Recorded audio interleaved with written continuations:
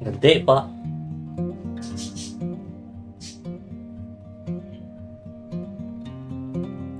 Meron lang po ako napansin. Ano ngayon? July 5, 2024. Yun yung napansin ko. Bakit hindi na?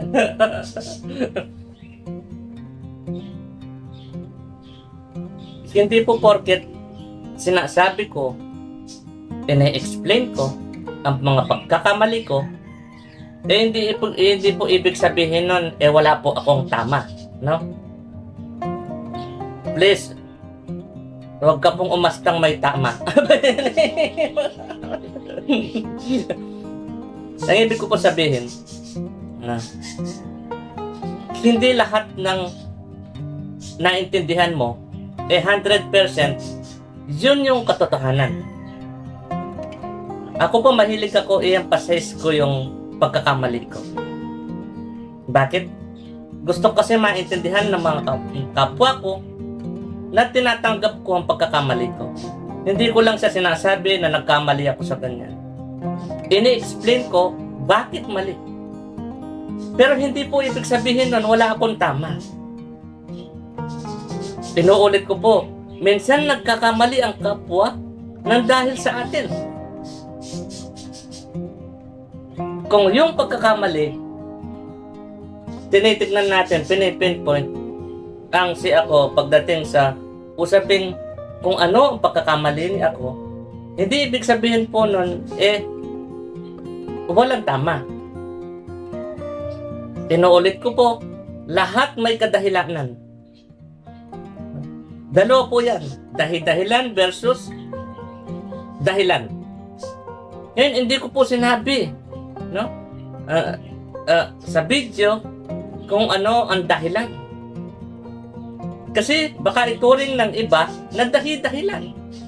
Hindi ko pinagtatanggol ang pagkakamali ko sa mga video. Na kung mapapansin, hindi naman madalas. Pero paminsan-minsan, pinag-uusapan yung pagkakamali ko. Paminsan-minsan. Huwag mong ipasok ang isang word sa lahat ng sentence. No? Hindi porket tinitira ko si ako sa isang pangyayari. Ilalagay mo na sa bawat pangyayari. Ang tinitira ko ay si ako. No? Hindi po tama na ipasok mo ang isang word sa lahat ng sentence. And then, ang ano po dyan, sasabihin ko na po, wala po akong dahilan doon. Sa bawat pagkakamali ko. Pero merong dahilan na pwede mong ituring na dahilan. Please, huwag laging, lalo na, pag in-emphasize ko sa'yo pagkakamali ko. Tapos parang ang sama-sama ko na. Tapos parang lahat ng ginawa ko ay pagkakamali. Tapos parang sa buong buhay ko is 99.9% pagkakamali mang ginawa ko. Hindi po. Wala po ako sinabing wala akong tama. Kapag nabibigkas, yung mga pagkakamali ni ako. Yun yung kasing paghingi ng kapatawaran. Walang dahilan at maging dahilan, hindi ko sinasabi. Inuulit ko po, iba yung dahilan, iba yung dahilan. Hindi na ako nagdadahilan, hindi ko pa binibigkas kung anong totoong kadahilanan. Huwag pong maglagay ka agad ng conclusion. Sino ka? Diyos ka sa sarili mo, di po ba? Sa bawat pangyayari, kung anong naintindihan mo, ginagawa mong conclusion. Inuulit ko po, hindi porket tinanggap ko ang pagkakamali ko, walang kadahilanan kung bakit nagkamali si ako. Ayoko pong binibigkas ang mga kadahilanan tuwing pinag-uusapan ng pagkakamali ko. Patawad po kung hindi ako tulad ng karamihan na laging nagdadahi-dahilan sa kanilang pagtanggap sa kanilang pagkakamali. Kapag sumusobra na kasi, baka parang merong pangyayari na parang kasama ko porket pinag-usapan yung isang pagkakamali ko. Parang kasama-sama ko. No?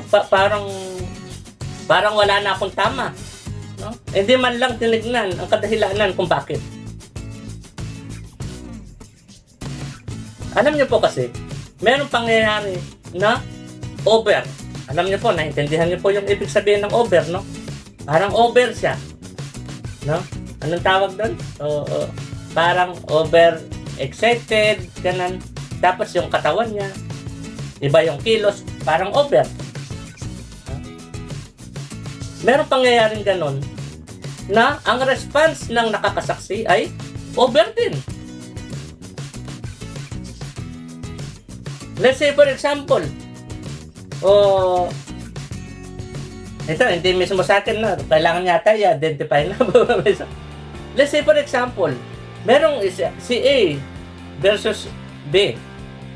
Si B pala marami siya, no? Si A, pumangit yung tono niya sa isang kapwa niya. Hindi ako tono.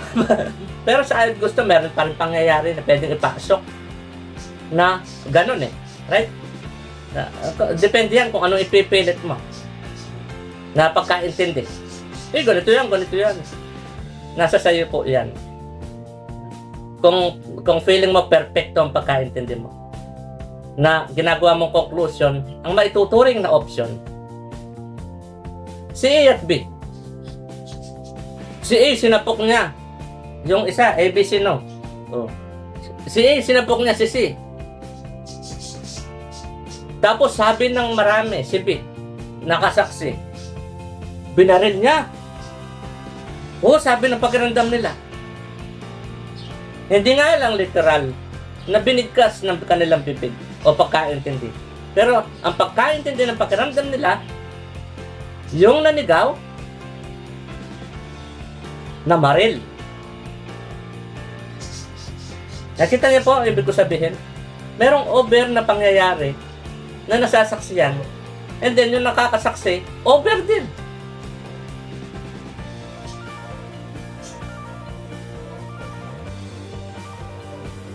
Balik tayo sa pagkakamali ni ako, sa tinatanggap kong pagkakamali ko nun. Sasabihin ko na po, i-explain ko na may dahilanan Kasi po merong sumusobra dyan. Merong sumusobra. Judgment. Paano ang judgment ng karamihan na tao? Let's say for example, mainit ulo niyan. O sa bawat pangyayari, mainit daw ulo niya.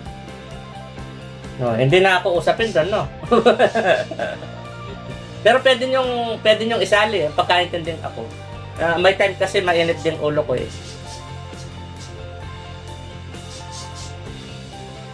Pero ano ang kadahilanan? Hinahamon ko lahat ng nakahalubilo ko. Gamitin niyo ang isip niyo. Sa bawat pangyayaring nakahalubilo ko kayo, sa bawat pangyayari, wag mong yung isang pangyayari lang. Sa bawat pangyayari, pumunta tayo sa katotohanan. Sa ayaw gusto, meron tama, merong mali. So sa bawat pangyayaring nakahalubilo kita, hinahamon ko lahat na nakahalubilo ko na gamitin ang kanilang isip.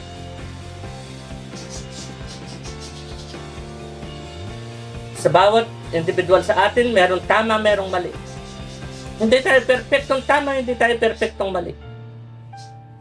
I-identify mo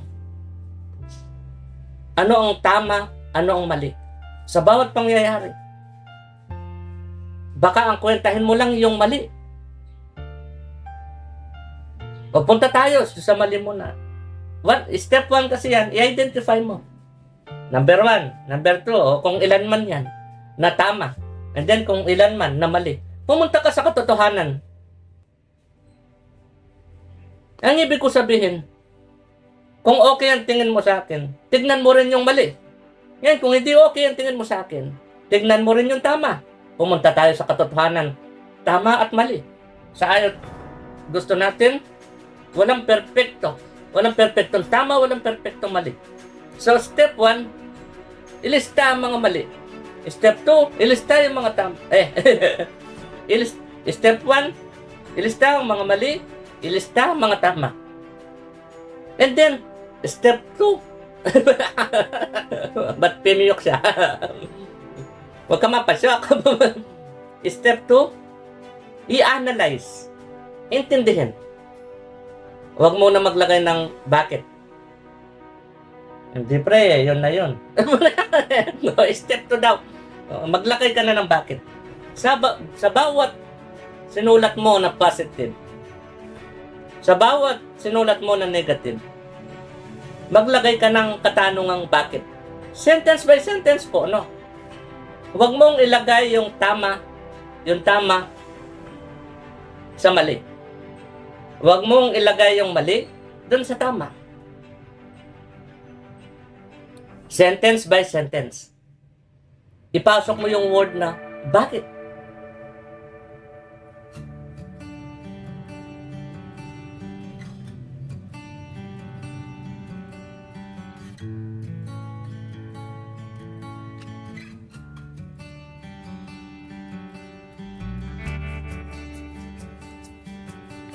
Tinatanggap ko po ang pagkakamali.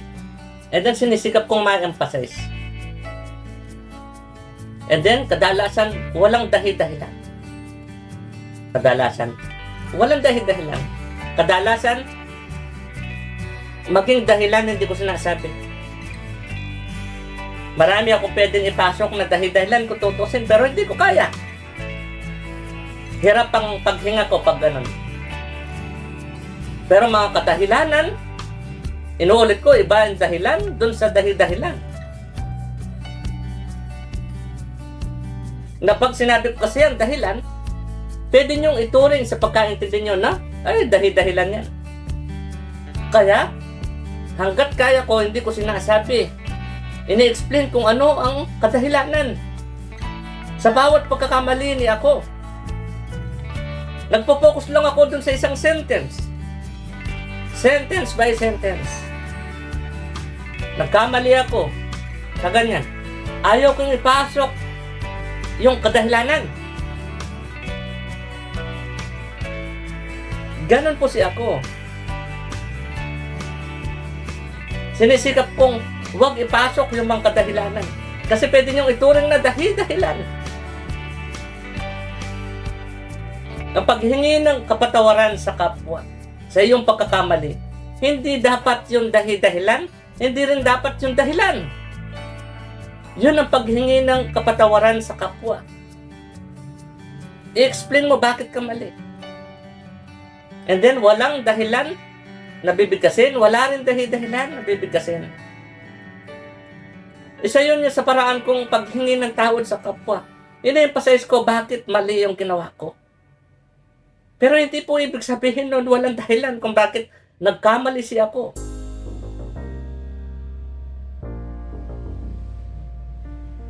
Natatakot lang po kasi ako sa baka isa ka sa nagpauto sa henerasyon. Pagdating sa judgment, kapag meron ka nakitang pagkakamali ng kapwa mo, parang laging ganun na siya noon. Parang laging ganun na siya sa mga pangyayari pa. Hinahamon ko, inuulit ko, lahat ng nakahalubilo ko. Pumunta kayo sa katotohanan. I-identify nyo, sentence by sentence ang tama, i-identify nyo, sentence by sentence ang mali. Huwag ka mag-judge na kung hindi okay ang isang kapwa mo, wala ka nang titignan tama. Na kung okay ang kapwa mo sa'yo, wala ka nang titignan mali. Punta tayo sa katotohanan. Tama at mali. Yan po yung judgment. Pagdating sa inyo, na dapat. Ang hindi po dapat, kung okay sa yung kapwa mo, ayaw mo na tignan yung mali. Kung hindi okay sa'yo kapwa mo, ayaw mo nang tignan yung tama.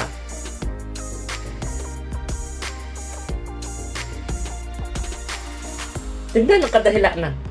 Sa bawat sentence na tama, tignan ang kadahilanan.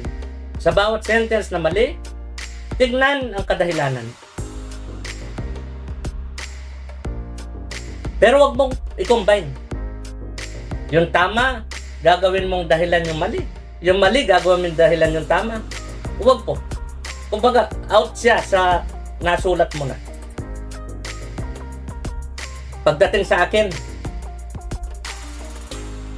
sige, maglagay ka ng ibang pagkaintindi mo. Na ilalagay. Pero maglagay ka rin pagkaintindi. Sa step 1, pagkaintindi mo. Kung ano man ang choice mo, pinakagawin mong base. Step 2, ang gawin mong base, mahal ko sarili ko, mahal ko mga kapwa ko.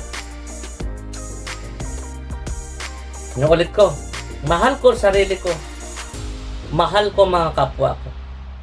Yun yung step 2 na gawin mo pagdating sa dahilan. Yung step 1, ikaw bahala kung ano yung pinaka-base na lagay mo.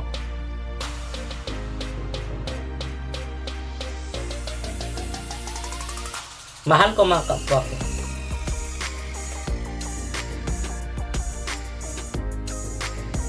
Inuulit ko, ang paraan ng paghingi ko ng kapatawaran, inahayag ko kung anong pagkakamali ko nang walang dahilan.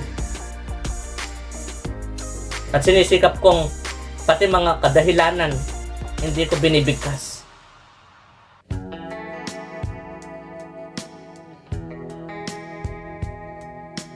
Don't judge the book by its own cover. Kung gagawin mong cover ang isang pahina ng kapwa mo, ang isang nasaksihan mo sa kapwa mo, mahirapan ng libro.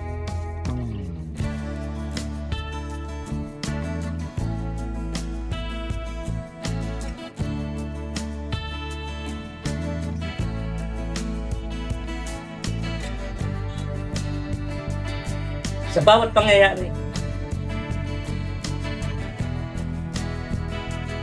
na nakahalubilo kita, i-identify mo yung tama at mali.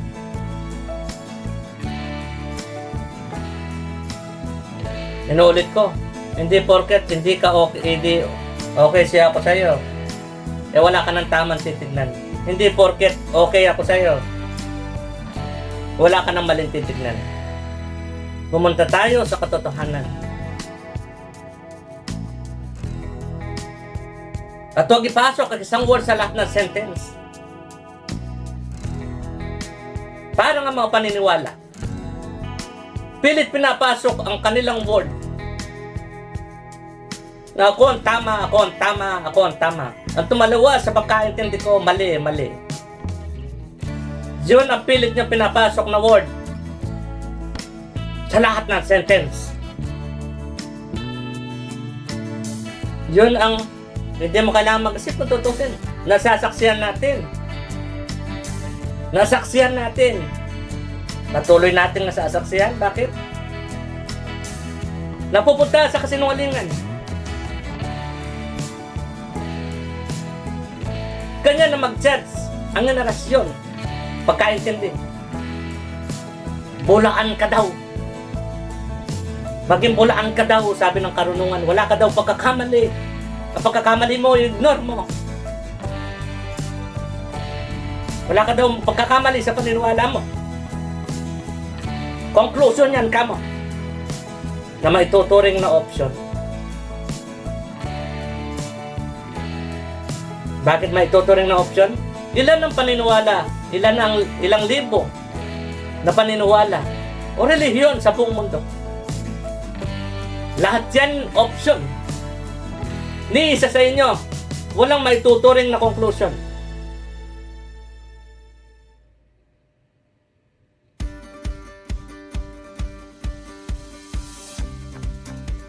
Bakit? In the first place, Lagi niyong pinapatunayan na buong Biblia para mag-away-away ang mga tao. In the first place, may mali.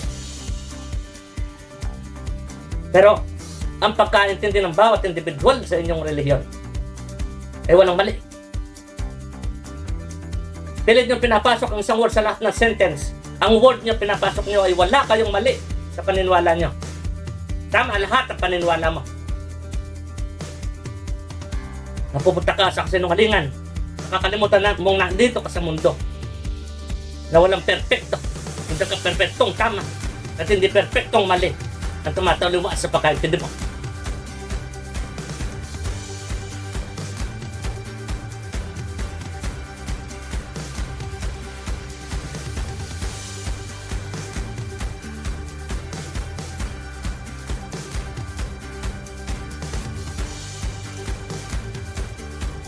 Na ano niyo yung mga kapwang hindi makapagsimba kasi sinasamba nyo, simbahan. Kaya hindi po ba?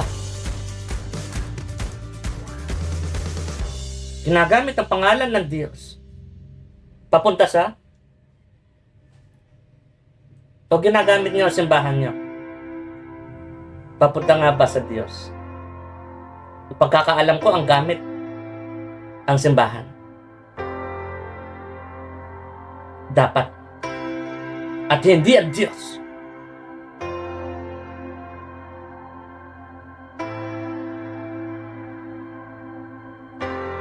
Patawad po sa mga taliwas man po na pagkaintindi sa mga sinabi ko. Kung alam nyo lang po, gusto ko lahat kayo tama.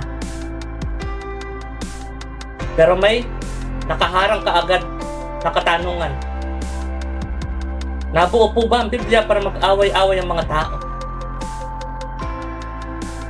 Please, piliin po sana huwag na away. Please, ilagay nyo po sa paniniwala nyo na hindi kailangan mag-away lalo na sa harapan ng Diyos nyo.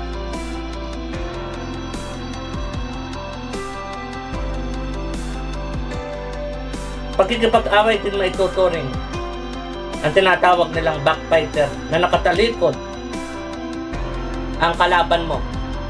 Sinasabi mo lahat ng mali niya para lang umanib sa iyo. Please, hindi na po kayo mga bata. Huwag nang makipaglaro, please. Na dapat marami kayong kakampi. At tumahabol pa kayo sa politika. Nasiraan sila. Kapag sila'y umahabol, siraan sila. Yun yung paraan nilang pagkapanalo. Siraan sila.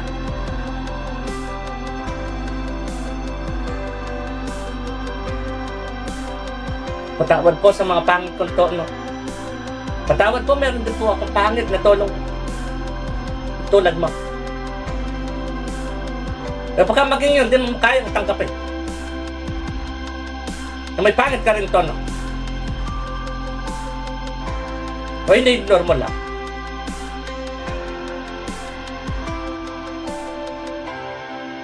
Pangit laging busin na tumon.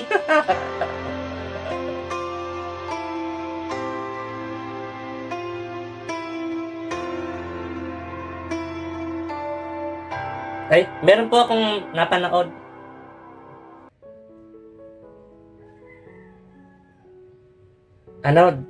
Yung sa North Korea. Ang naintindihan ko po, in-explain nila eh. Ako po kasi mahilig ako sa in other sentence.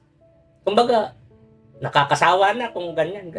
Kasi for example, meron akong mga kaibigan na mahilig sa sapatos, mahilig sa original. Hindi ako nakiuso. Saan napunta?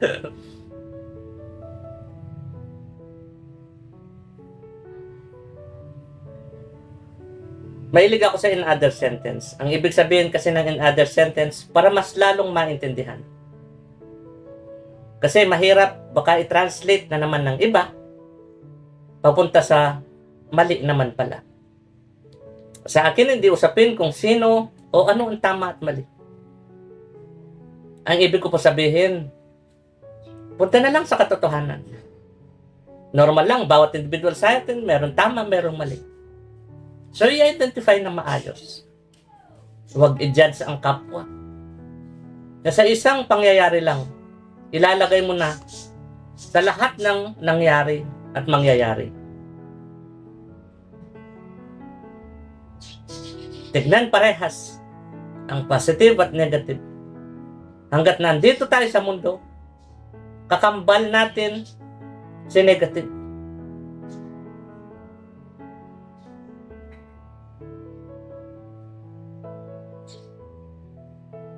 Please, intindihan po maigi ang karunungan ng kalaban natin. Sabi ng karunungan, maging mangmang ka. Sabi ng karunungan, huwag ka mag-isip. Sabi ng karunungan, magpauto ka sa kanya. Sabi ng karunungan sa iyo, wala kang mali. Sabi ng karunungan sa iyo, bawat naiintindihan mo, yun yung conclusion. Nasabi ko, ay maituturing na option ang sinasabi mong conclusion. O, punta tayo sa ano, Lord, nandito ako, punta ako. Yung usapin pala. Ang naintindihan ko, kasi nakakasawa na kung yung mga explanation nila pagdating sa North Korea, no, sa nangyayari. Magbigay po ako ng explanation na in other sentence para mas lalong maintindihan na wala sa internet, na wala sa mga nag-explain. Hindi lahat alam at naiintindihan ni Google, no po? Opo, maging si AI. Marami pa rin tanong na mali ang kasagutan. Si AI kasi, pinagsama-sama niya si karunungan. Si talino, pinagsama-sama niya si karunungan. And then, ina-analyze niya. And then, tinitignan niya kung anong pinakatamang sagot nila. Nagagawa niyang isang sentence, yung maraming sentence. Ganyan si AI, ganyan si talino. Si Google, siya si karunungan. Sinasummarize lang ni AI. Yan ang talino. Ang galing ni AI. Pero, kaya sinasabi ko po na maging si AI, meron siyang hindi kayang sagutin. In other sentence po nun, maging lahat ng sumasagot sa Google, meron din pagkakamali.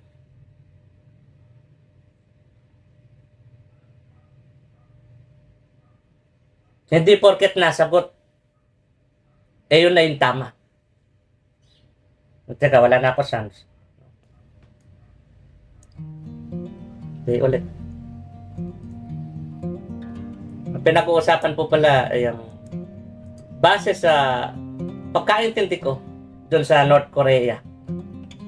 Ang pagkaintindi ko po sa North Korea, para siyang isang martial law. Nakakaiba. Pero, hindi sila mga Pilipino. Na ang Pilipino kasi, pinipilit pa rin niya yung kanyang pagkaintindi. Makulit yan. Tapos, magaling magdahi-dahilan yan. Di po ba?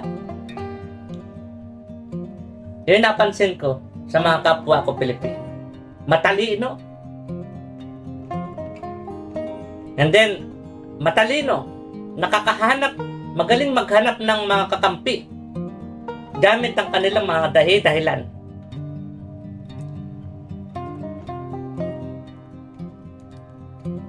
So, yung martial law nun, hindi umubra ang gobyerno.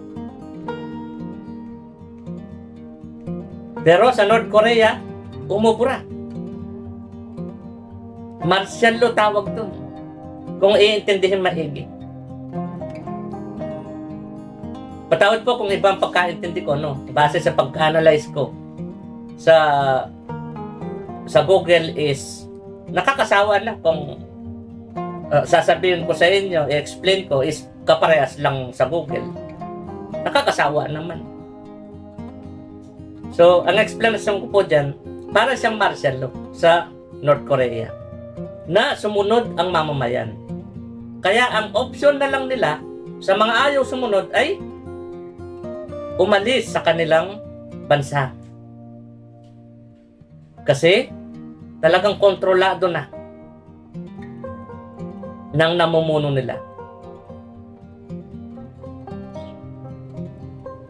Kaya nga, bata pa lang yan, maliit pa lang yung isang individual eh. Tinetrain na papunta sa another sentence niyan is sinasamba nila. Parang dapat daw sambahin mo yung pinuno nila. Parang ganun po yun. Isipin mo, pag turista ka, hindi lahat pwedeng pupunta doon. At kapag nakapunta ka naman doon, kailangan mo daw lumukod doon sa rebulto niya. Ewan ko kung pagluhod mismo. Basta, parang tinataas mo siya, parang ganun. Requirements daw yun. Kung tama man yung nakita ko, o hindi. Okay po, no?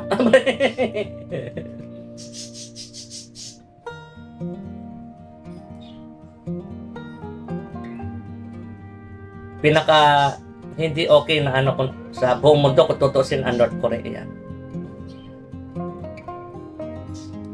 Kaya pag kinakasal, pwede sa West, sa North Korea.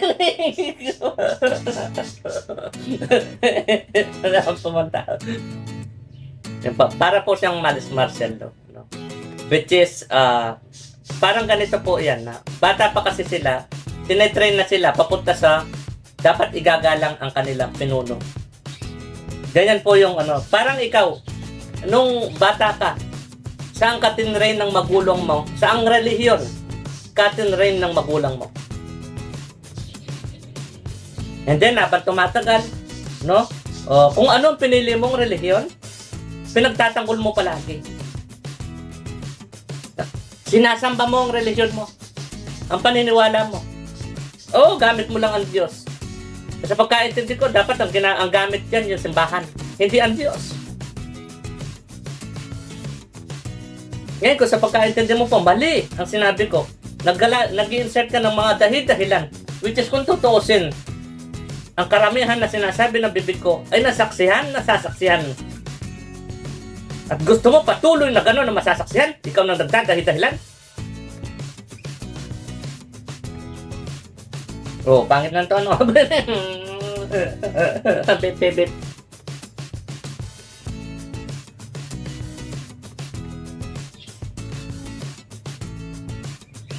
Nagtatanggol ko po kayo sa karunungan, mga kapwa ko. Gusto ko kayong maalis sa piling nyo, nasa pelikula kayo. Noong bata kami pre, ang dami may pangarap na maging artista sila. Ngayon, habang tumatagal ang panahon, feeling nila artista sila, na dapat daw magaling silang manakit, sabi ni Cardo Dalisay, kung ikay bida. Dapat daw magaling ka manakit. Ang mga kontrabida daw na nanakit, dapat sigitan mo. Ang pakiramdam pa naman ninyo, sa napapanood nyo, ang sarap ng pakiramdam nyo tuwing nananakit ang bida. Na naging mangmang nang dahil sa henerasyong pagkaintindi. Kasi kung talagang matalino ka, kung talagang bida ka, gamitin mo ang talino mo. Hindi mo kailangan saktan ng kapwa mo para siya magbago. Bakit hindi mo binibigyan ng chance ang kapwa mo? Kaya nagkaroon ng kulungan para huwag mo saktan ang kapwa mo. Kaya nagkaroon ng kulungan. Yan ang tinatawag na pagpalo ng magulang. Yung magulang may tuturing na ang gobyerno. Pagpalo niya sa kanyang anak. Mamamayan. Kapag ikay nagkamali. Kaya please, sa mga galing na po doon, please, Intindihin po maigi. Nung nandun ka, nung nandun tayo, nagaling ako rin din ako doon. Hinahanap natin pamilya natin. Gusto natin mahal. Gusto na natin makasama. Pero nung nasa labas tayo, kumusta? Anong ginagawa natin? Kulang na lang wala tayong oras sa pamilya.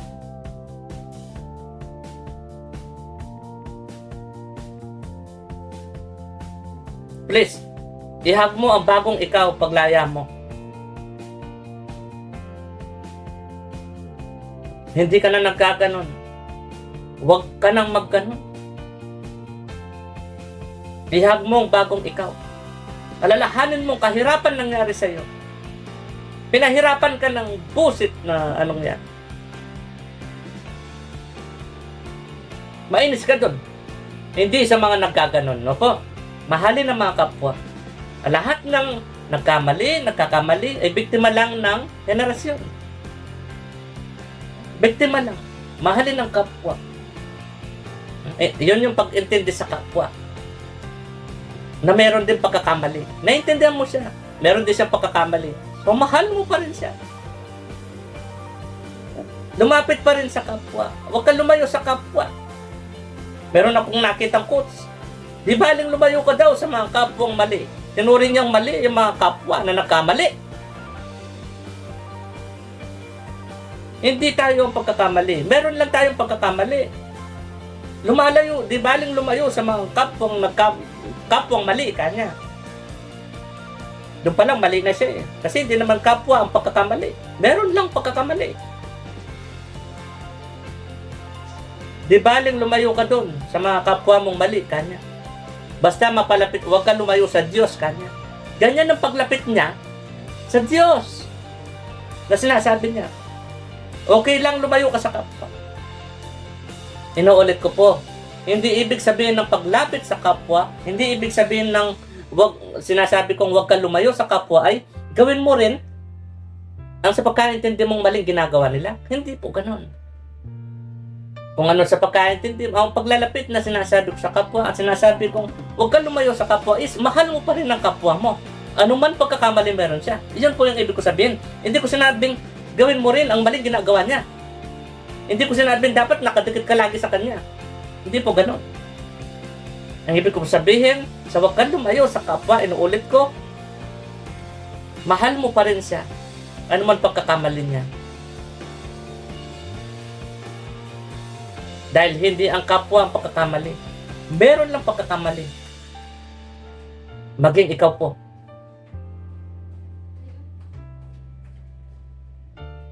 Please, piliin natin na magmahalan. Huwag magpalamon sa karunungan. Sige po, next time na lang po. Love you po. Sana po, love mo rin po kami.